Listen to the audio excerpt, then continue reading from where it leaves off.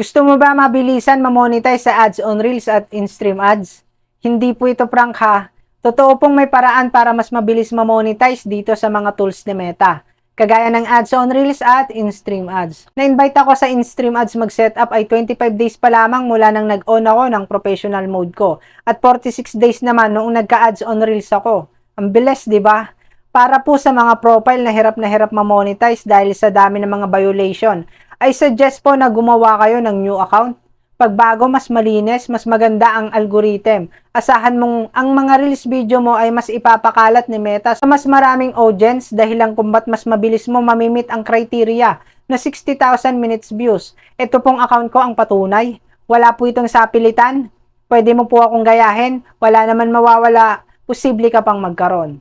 Ginawa ko tong account ko April 8, 2023 at nag-on ako ng professional mode May 9, 2023. 1,000 followers or 1,000 friends pa lamang nung nag-on ako ng professional mode at mali yung nagawa kong yon. Dapat po 5k friends muna ang i-add nyo bago kayo mag-on ng professional mode. Natat po kasi ako magkaroon ng stars kaya kahit wala pang 5k friends ay nag-on na agad ako ng professional mode at wag nyo pong gagayahin yon. Dapat po 5k friends muna bago kayo mag-on ng professional mode nyo.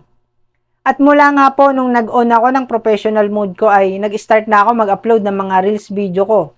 Hindi ako lagi nag-upload, halos every 2 days or 3 days ako bago mag-upload ng mga reels video ko. Pero sinisiguro kong maganda at walang magiging violation. Engaging, quality, and original content is the key. At na-invite ako mag-set up ng in-stream ads ay noong July 3, 2023. So 25 days pa lamang ay talaga pong for set up na ako sa in-stream ad. At wala pa po akong ina-upload noon na longer video kahit isa. Sa Reels video ko lang nakuha yung 60k minutes of views. At gaya ng sabi ko, mas malinis, mas maganda ang algorithm. Mas ipapakalat talaga ni Facebook ang mga video mo sa mas maraming non-followers mo. At yun din ang magiging dahilan ng pagdami ng iyong mga followers. At nagka-ads on Reels naman po ako ay July 24, 2023. Bali 46 days lang po talaga mula nang nag-on ako ng professional mode at na-monetize na po agad ako. So ituturo ko po ang tamang proseso.